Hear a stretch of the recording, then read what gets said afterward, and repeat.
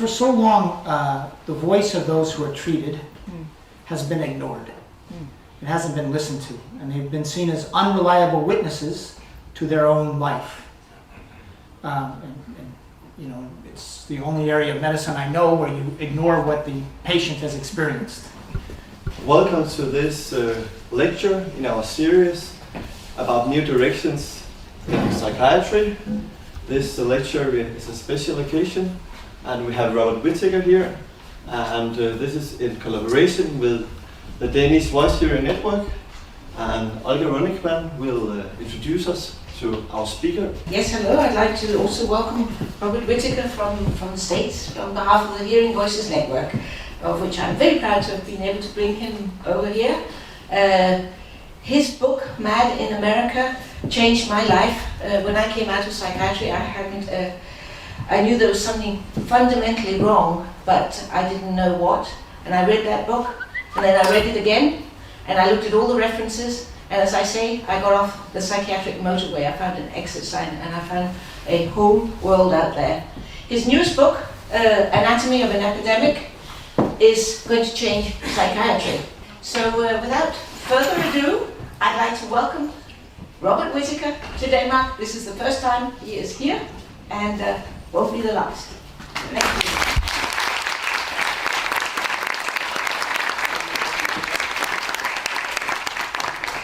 I've been traveling a lot in the last couple of years, but it's the first time ever in Denmark, so thank you. So by background, I'm a journalist. I've been writing about medicine and science for 25 years. I was a newspaper reporter for a long time, covering medicine.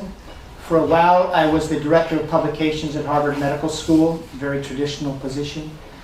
And then I also had my own publishing company for a while that focused on the development of new drugs. I had no particular interest in psychiatry.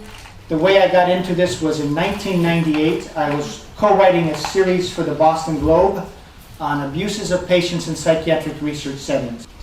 Now, one of the things we did in that series is we wrote about studies in which they had withdrawn people diagnosed with schizophrenia from their antipsychotics, and we said that was an unethical thing to do, because you would never withdraw a diabetic from insulin, so why would you withdraw someone from schizophrenia from a drug that's like insulin for diabetes?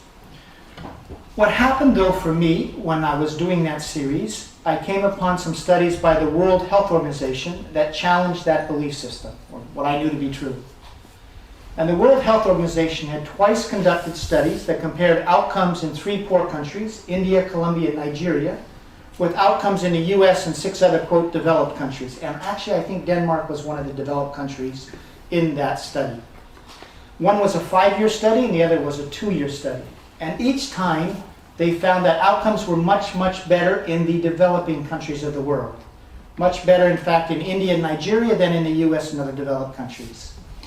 And the World Health Organization concluded that living in a developed country is, quote, a strong predictor you won't do well long term if you're diagnosed with schizophrenia. So I wanted to know why would living in a rich country with our advanced medicine and all the social care we can provide people, why would that be a predictor you do poorly long term? Now if you look at those WHO studies, you'll find this. The first one was a 5-year study, and after they were very surprised by their outcomes, and they hypothesized maybe the reason for the better outcomes in the poor countries, in the developing countries, is that the patients were more medication compliant. They took their antipsychotics more regularly. In the second study, they measured medication usage, and they found this. In the poor countries, whereas they used the medications acutely, over the short term, they only maintained a very small percentage of patients on the drugs long term. Only 16% of their patients did they maintain them on long term. Whereas, of course, continual drug use is the standard of care in the US and other rich countries.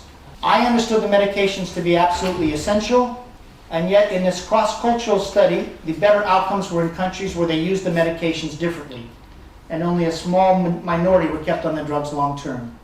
Anatomy of an Epidemic was to really look at that question, is how this drug-based paradigm of care is working for us as a society in a larger way. And the common history is this.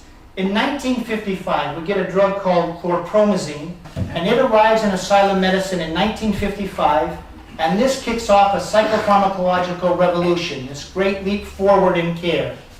And this drug is remembered today as the first antipsychotic. Do you hear that language? Antipsychotic, as if it's an antidote specific to psychosis. Like an antibacterial, like penicillin is an antibacterial drug, an antibiotic. It's that same sort of phrase. And then in 1998, the U.S. Surgeon General in the United States, who's the top doctor in our country, wrote a report on mental health, and he says this: prior to the arrival of Thorazine, we lacked treatments that would prevent people from becoming chronically ill.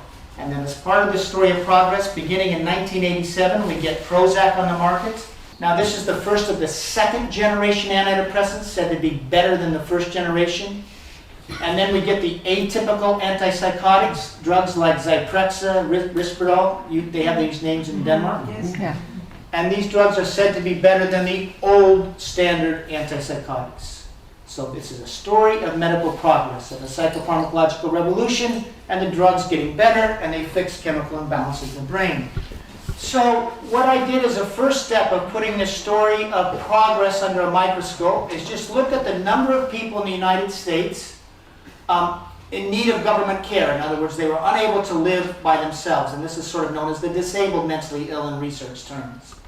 So in 1955, there were 360,000 people with a psychiatric diagnosis in mental hospitals at the time. You look at the population, and that's a disability rate of about 213 people per 100,000. This is the moment Thorazine arrives in asylum medicine. Now in the United States, between this time and this time, we deinstitutionalize. We basically empty our state hospitals, and we set up systems of care in the community, basically shelters, and we also set up a Social Security disability program. So someone in the community gets a payment and that enables them to live in the community. And what other researchers have said is if you want to track the disabled mentally ill in our society, you now have to look at people on that Social Security disability program due to mental illness. And you find that the number between 1955 and 1987 of the disabled mentally ill grows from 360,000 to 1.25 million adults. That's this era of the first generation drugs. In 1987, the United States spends about $800 million on psychiatric drugs. In 2007, we spent $40 billion. So a 50-fold increase in spending. So you see in the United States, during this modern era, an increase in disability. That's just the numbers. Now, since this book came out, I've been asked to speak in a number of other countries, and as I go to the other countries, I try to look at their disability numbers during this modern era. Here's your data. This is new cases. So you're looking at about 3,000. Now you're up at 9,000. That's a tripling over this last 10 years alone. By the way, you have about 5 million people, is that correct? Mm-hmm. Your rate of disability now, new cases, is much higher than ours is in the United States. This would be like 600,000 in the United States by population, because we have about 300 million. And we're getting about 300,000 new cases. So your disability rate is really high. Now, here's just a chapter that's just looking at all the new cases of disability and what percentage are due to mental illness. You'll see you've increased from about 25% to about 50% over the past decade. Now, the disability data doesn't prove anything about the merits of the drugs, necessarily one way or the other. But you can see it raises a question for us as a society, right? As we embrace this paradigm of care, embrace the diagnostics in the Diagnostic and Statistical Manual put together basically by the APA, is that a belief and a paradigm and a use of the drugs that is reducing the burden of mental illness in our societies? And what you see, it's going the opposite in society after society. The other thing that's interesting is what's really driving the increase is people with depression and bipolar illness. It's actually not the psychotic disorders, it's the affective disorders. This is just a question I think we all need to answer. I believe here in Denmark, aren't you making it harder to get disability as well? From next year, yes. Next year? Yes. The U.S. is really making it hard to get disability because we can't afford all the people going on disability. So you can see societies basically have to figure out a paradigm of care that doesn't keep on increasing the disability numbers. And so we're going to have to figure out what's going on.